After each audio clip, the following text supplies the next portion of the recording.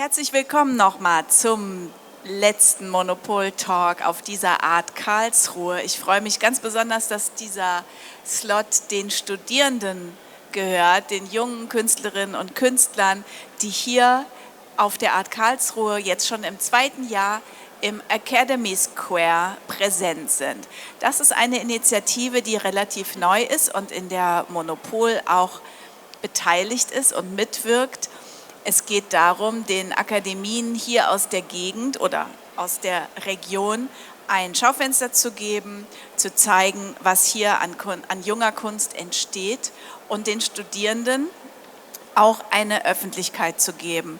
Wenn Sie schauen, da vorne gibt es den sogenannten Academy Square. Das ist eine Architektur, die sich ein bisschen unterscheidet von den übrigen Messekojen. Das sind einzelne Präsentationen von einzelnen Arbeiten von Studierenden aus den Akademien in Stuttgart, der Kunstakademie Karlsruhe und der Hochschule für Gestaltung in Karlsruhe. Es ist ja für so eine Stadt von dieser Größe relativ beachtlich, dass es 2 Schmieden für Künstlerinnen und Künstler hier gibt. Und sowohl die Messe als auch wir hatten das Gefühl, daraus müsste man etwas produktiv machen können, denn wir sind natürlich auch immer auf der Suche nach guter neuer Kunst, nach Talenten und gleichzeitig sind diese Kunsthochschulen ja auch die Orte, an denen das entsteht, was dann später in den Museen und auf den Messen gezeigt wird und in den Galerien natürlich. Deshalb freut es mich ganz besonders, dass jetzt von jeder Hochschule eine Vertreterin oder Vertreter hier sitzt. Und zwar fange ich mal hier rechts außen an. Das ist Noemi Strittmatter. Sie ist auch die Künstlerin, die auf unserem Cover von der Monopol-Sonderausgabe zu sehen ist. Noemi Strittmatter ist Malerin, wie man ganz klar sieht, und sie hat an der Akademie in Stuttgart studiert und studiert da auch, glaube ich, noch. Genau, also erstmal Hallo an alle. Also ich bin noch Studentin, ich bin gerade so in den letzten Zyklen von meinem Studium, also noch so gute 1,5 Jahre, würde ich sagen, bin ich noch dort. Wir hören gleich noch ein bisschen detaillierter über das Studium, auch über die Situation, wie das so ist, wenn man so am Rand des Studiums mit dem einen Fuß schon sozusagen in der Welt da draußen ist. Ich setze aber erstmal die Vorstellungsrunde nochmal zu Ende fort. Hier direkt neben mir sitzt Tim Bartel. Er ist Student der Hochschule für Gestaltung in Karlsruhe, die HFG, die ein bisschen anderes Profil hat als die Akademie. Herzlich willkommen, Tim. Wie würdest du das beschreiben, die Unterschiede? Ich würde sagen, dass der Unterschied einfach, dass wir viel Medienkunst und eben, also mein Studiengang war Kommunikationsdesign und Ausstellungsdesign als Nebenfach und dadurch entstehen auch einfach andere Konversationen mit den Professoren und ProfessorInnen, was glaube ich auch einfach sich in den Arbeiten widerspiegelt. Aber ich würde es trotzdem als Kunsthochschule bezeichnen, als Kunststudium. Selma Kronau hier zu meiner Linken studiert an der Akademie in Karlsruhe und ist auch Malerin. Herzlich willkommen, Selma. Ja, also hallo. Genau, ich studiere an der Kunstakademie in Karlsruhe, habe mein Diplom abgeschlossen in der Klasse von Tatjana Doll und bin jetzt noch Meisterschülerin für das Wintersemester, was jetzt vorbeigegangen ist, und im Sommersemester noch, genau. Und ich freue mich sehr, hier zu sein.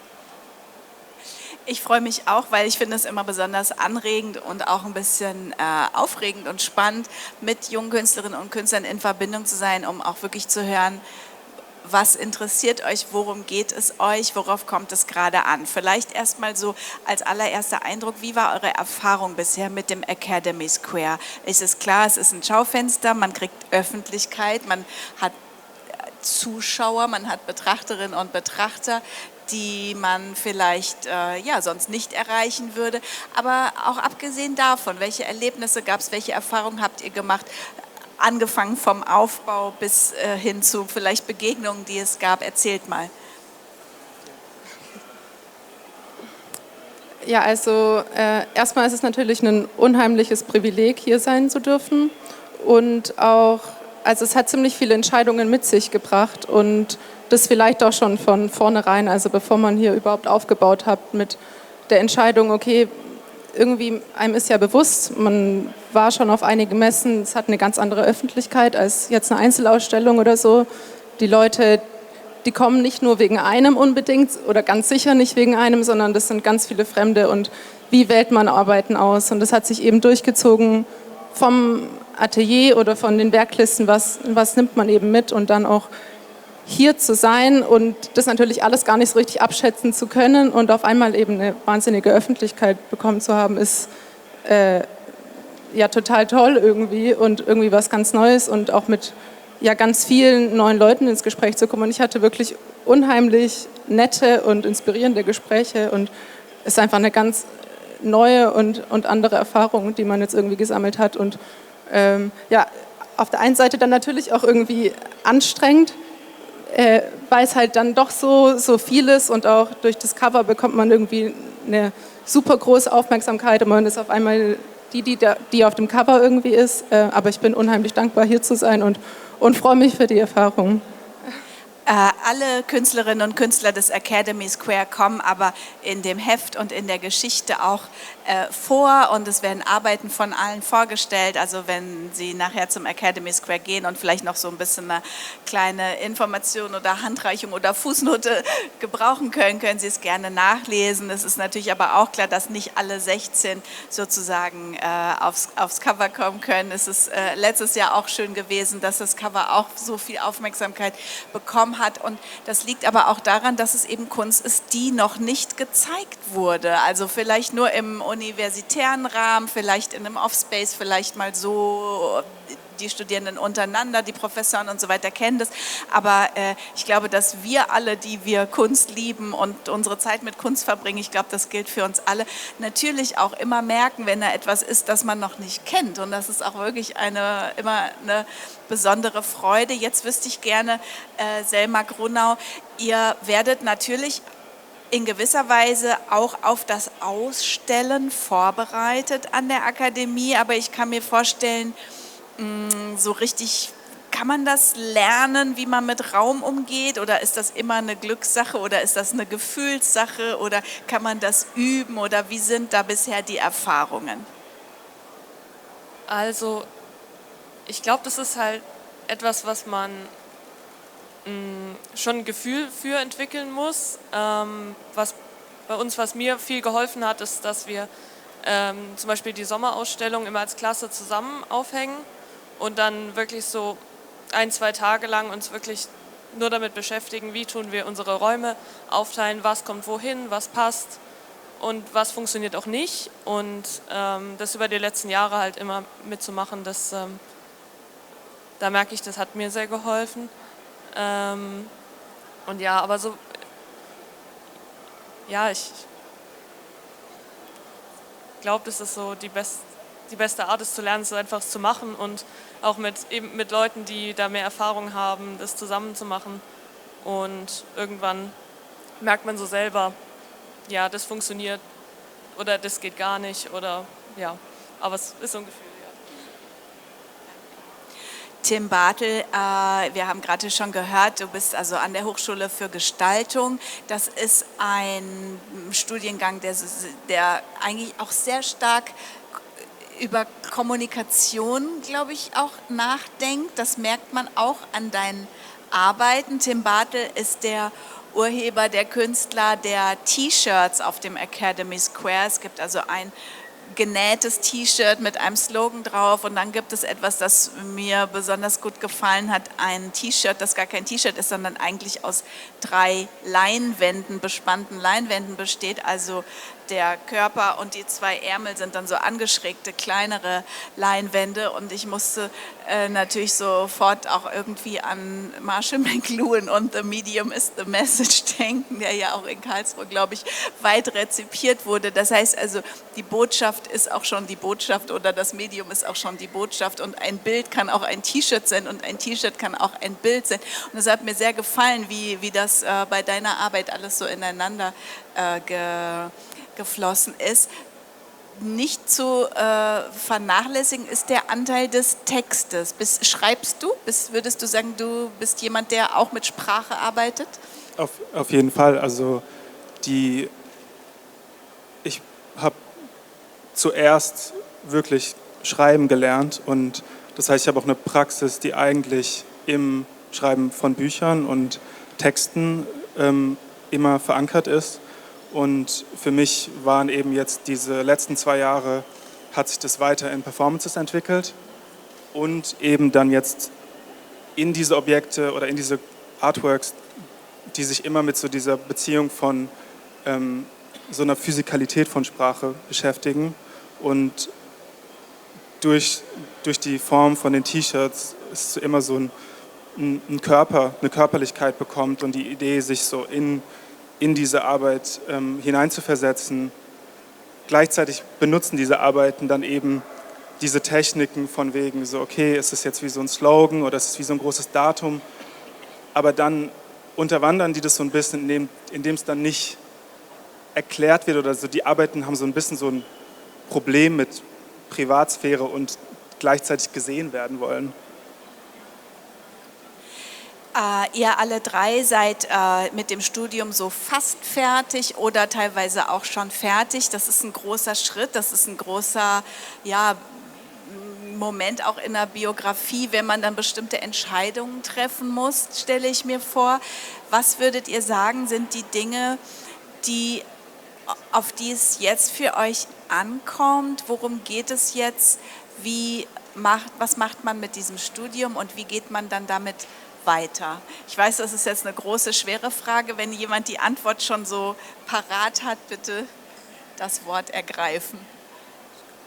Also ich glaube, ich habe keine Antwort parat, aber ich glaube, zumindest bei mir war es so, dass es so was ist, wo man sich so reinentwickelt hat. Also in so eine Arbeitsmoral oder auch so ein Arbeitsalltag. Und ich glaube, dass so eine konsequente Arbeit und auch ein Dranbleiben, dass das ganz wichtig ist und dass man da so reinwächst und das wirklich ernst nimmt und da weitermacht, dass das so für mich eigentlich mit das Wichtigste ist.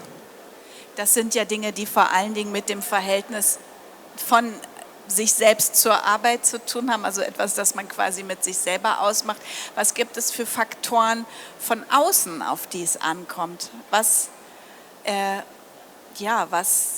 sind Faktoren, die euer Weitergehen beeinflussen und auch unterstützen? Was ist wichtig?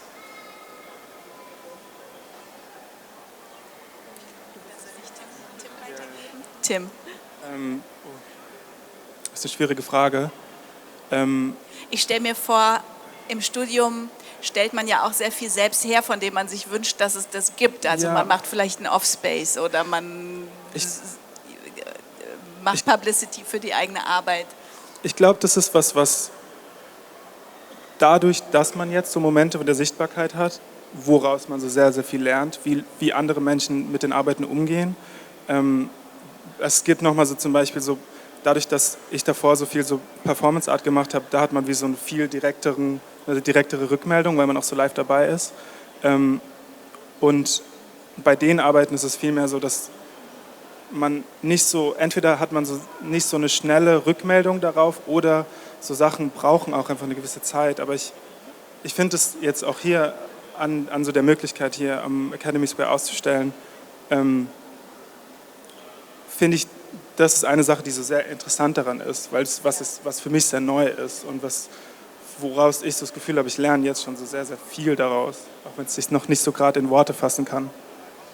Selma, wir hatten vor ein paar Jahren so festgestellt, also wir Kolleginnen und Kollegen von mir, dass es ja einerseits diese Dichte an Akademien hier gibt, aber gleichzeitig, dass Das mag aber auch tatsächlich daran gelegen haben, dass es jetzt so das Jahr 2020 oder so war, wo man sowieso irgendwie sehr, sehr wenig Kontakt miteinander hatte, aber dass ich das Gefühl hatte, die Akademien untereinander könnten sich mehr auch wahrnehmen oder man ist ja irgendwie auch benachbart, aber es gibt gar nicht so viel Verbindung.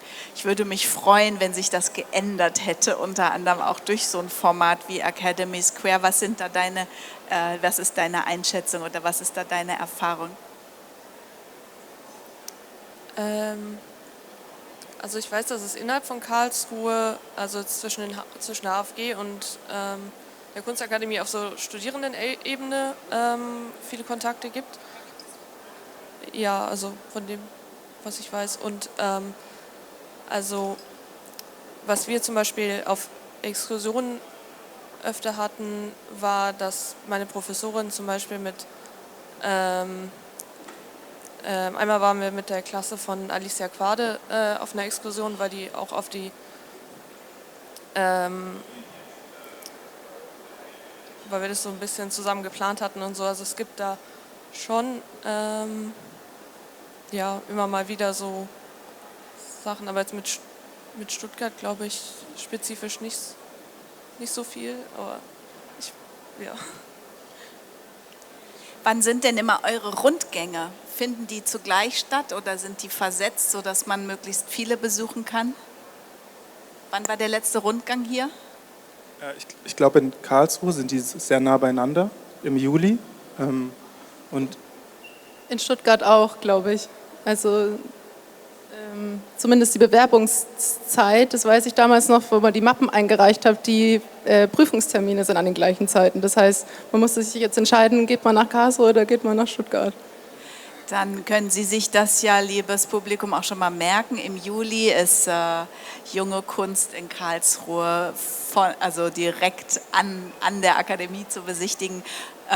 Rundgänge an Akademien sind in aller Regel öffentlich, für alle zugänglich. Man geht dort am Wochenende durch und sieht von allen Studierenden die Arbeiten und manche sieht man dann vielleicht später auch hier wieder oder an den Ständen. Also wer sich für den Nachwuchs interessiert, ist bei Rundgängen immer richtig, würde ich sagen. Wie sind eure Erfahrungen mit den Rundgängen? Steht man dann da an seiner Arbeit und wartet, dass jemand kommt und einen anspricht? ich glaube, an der HFG Karlsruhe ist es jedes Jahr ein bisschen unterschiedlich, weil es so konzeptbasiert. Manchmal werden hauptsächlich Gruppenarbeiten ausgestellt. Manchmal ist es wirklich so, dass alle ausstellen können. Manchmal werden die Diplom- oder Vordiplomsarbeiten ausschließlich. Das heißt, das ist jedes Jahr so ein bisschen unterschiedlich. Wie war der letzte Rundgang?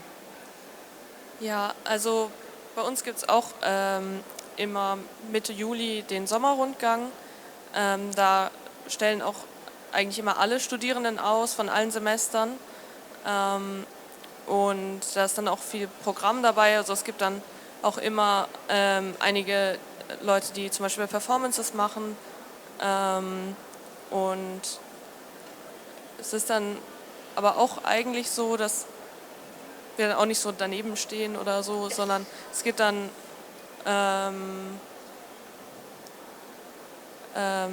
eine große Eröffnungsparty und da sind dann auch immer sehr, sehr viele Leute anwesend von den Studierenden und da kann man auch gut ins Gespräch kommen eigentlich und ja, aber ansonsten kann man sich das auch immer ganz in Ruhe so angucken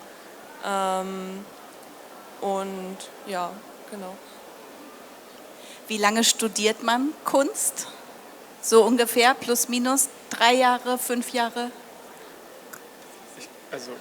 Ich glaube, an der HFG, ich habe jetzt gerade meinen Abschluss gemacht und ich glaube, ich habe 6 Jahre studiert. Mhm. Ich glaube, das kommt auch hin. 6 Jahre.